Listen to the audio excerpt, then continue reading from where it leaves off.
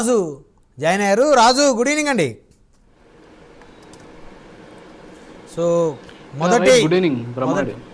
First Jaganmohan Reddy గారు అన్నీ బాగుంటే ఈరోజు 7:30 ఆయన తిరుమల రావాలి.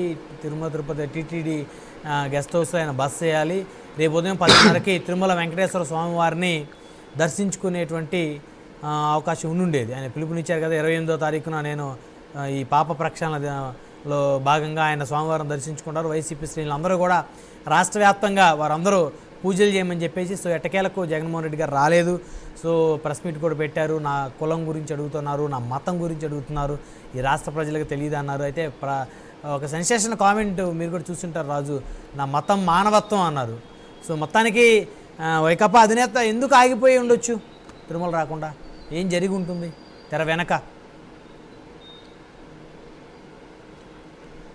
రైట్ బ్రహ్మనాయుడు, మొత్తానికి ఇవాళ మీరు చెప్పినట్టు అన్నీ సక్రమంగా జరుగుంటే జగన్మోహన్ రెడ్డి ఈ పాటికి తిరుమలలో ఉండేవారు. అయితే ప్రస్తుతం ఇక్కడ జరిగినటువంటి పరిణామాలు, సో వీటి నేపథ్యంలో ఆయన పర్యటన రద్దు చేసుకోవడం సంచలనంగా ఒక నిర్ణయం తీసుకున్నటువంటి పరిస్థితి. సో రద్దు చేస్తే ఆయన నిర్ణయం తీసుకున్నారు. అయితే ఇక్కడ ఏంటంటే మనం గుర్తించాల్సినటువంటి అంశాలు ఏంటంటే, జగన్మోహన్ రెడ్డిని ఎవరు కూడా తిరుమలకు రావద్దని చెప్పలేదు, ఎవరు కూడా ఆయనకి నోటీస్ ఇవ్వలేదు. అయితే ఇక్కడ పోలీసులు 30 పోలీస్ యాక్ట్ అమల్లో ఉంది, 144 సెక్షన్ అమల్లో ఉంది అనేటటువంటి అంశాన్ని తెలియజెపుతూ ప్రస్తుతం ఒక సున్నితమైనటువంటి అంశం మీద వివాదం రేకెత్తినటువంటి నేపథ్యంలో ఇప్పుడు ఆ వివాదాన్ని సద్దుమణిగేటటువంటి ప్రయత్నం చేయాలి, కానీ రాజకీయ పరంగా దీన్ని ఒక వేదికగా వాడుకోకూడదు అనేటటువంటి ఏకైక ఉద్దేశంతో పోలీసులు ఒక రకంగా చెప్పాలంటే వార్న్ చేశారు, ఆయనకి కొన్ని సూచనలు కూడా చేశారు. ఇందులో ముఖ్యంగా జగన్మోహన్ రెడ్డి వస్తున్నారు అని తెలిసిన వెంటనే కూడా వైఎస్ఆర్ కాంగ్రెస్ పార్టీకి సంబంధించినటువంటి శ్రేణులన్నీ కూడా తిరుమలకు రావాలి, ఎయిర్పోర్ట్లో దిగిన వెంటనే భారీ ఎత్తున ర్యాలీగా ఆయన్ని తిరుమలకి తీసుకెళ్ళాలి అనేటటువంటి ఒక ప్లాన్ వేసుకున్నటువంటి పరిస్థితి. ఇది ఒక పక్క జరుగుతుంటే మరో పక్క అటు కూటమి అలాగే హిందూ సంఘాలతో పాటు కొంతమంది స్వామీజీలు కూడా ఇక్కడ జరుగుతున్నటువంటి పరిణామాల మీద తీవ్ర ఆందోళన వ్యక్తం చేశారు. ఎస్పెషల్లీ జగన్మోహన్ రెడ్డి డిక్లరేషన్ ఇవ్వాలి. సో ఆయన అన్ని మతస్థులు కాబట్టి తిరుమల శ్రీవారిని దర్శించుకోవాలంటే డిక్లరేషన్ ఇవ్వాలి, డిక్లరేషన్ ఇవ్వకపోతే ఎట్టి పరిస్థితులు కూడా అంగీకరించమని చెప్పేసి ఇక్కడ ఉన్నటువంటి హిందూ మతాన్ని కూడా చెప్పినటువంటి పరిస్థితి. అయితే ఒక రకంగా చెప్పాలంటే దీని వెనక ఏదైనా ఒక ప్లాన్ ఉందా అనేటటువంటి అనుమానాలు వ్యక్తమవుతున్నాయి. ఏంటంటే ఇప్పుడు జరిగింది, లడ్డూకు సంబంధించినటువంటి వ్యవహారం జరిగింది, అందులో కల్తీ జరిగిందా లేదా అనేది సిట్ విచారణలో తేలుతుంది. వాస్తవం ఏంటి అనేది ఈయన ప్రజలకు చెప్పాల్సినటువంటి బాధ్యత అప్పటి ప్రభుత్వం మీద కూడా ఉంది, అంటే జగన్మోహన్ రెడ్డి మీద కూడా ఉంది.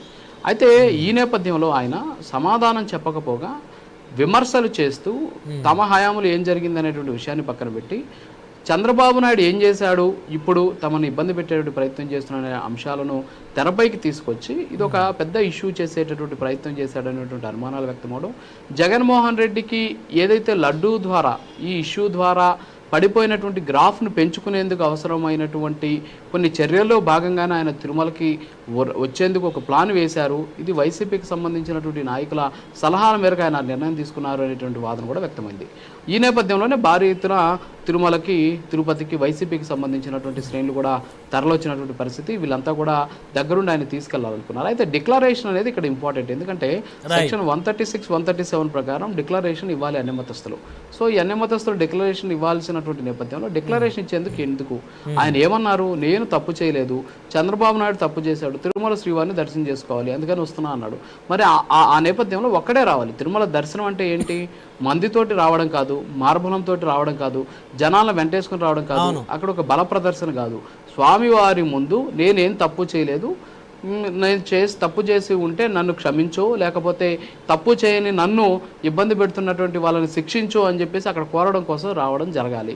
కానీ దీని ఒక బల ప్రదర్శనలాగా చేసేటటువంటి ప్రయత్నం చేయడం, ఇది ఒక రకంగా చెప్పాలంటే సున్నితమైనటువంటి అంశం. అందరూ ఆవేశాలు వ్యక్తమవుతూ ఉన్నాయి. జగన్మోహన్ రెడ్డి గారు ఎవరైతే ఇక్కడ డిక్లరేషన్ మీద సంతకం చేసి స్వామివారిని దర్శించుకొని ఉన్నట్లయితే ప్రపంచవ్యాప్తంగా ఉన్న హిందువులందరూ కూడా చాలా సంతోషపడే అవకాశం ఉండేదేమో కదా ఆ పరిస్థితి. ఖచ్చితంగా. ఎందుకంటే గతంలో కూడా అనేక సందర్భాల్లో చాలామంది మనం నిన్న కూడా మాట్లాడుకోవడం జరిగింది. సో స్వామివారి మీద నిజంగా విశ్వాసం ఉంటే ఆయన తిరుమలకి రావాలి అనుకున్నారు, స్వామివారిని దర్శనం చేసుకోవాలనుకున్నారు. ఇక్కడ ఎవరు ఆపలేదు. ఆయన నేరుగా వచ్చి దర్శనం చేసుకొని డిక్లరేషన్ మీద సంతకం పెట్టి స్వామివారిని కానీ దర్శనం చేసుకొని బయటకు కానీ వచ్చి ఉంటే ఈ రోజు జగన్మోహన్ రెడ్డి మీద పడినటువంటి నిందలో కనీసం 50% అన్నా తగ్గిపోయేది. ఆయన మీద ఉన్నటువంటి ఈ ఆరోపణలు, నిందలు ఏవైతున్నాయో వీటన్నిటి మీద కూడా హిందువులంతా కూడా ఖచ్చితంగా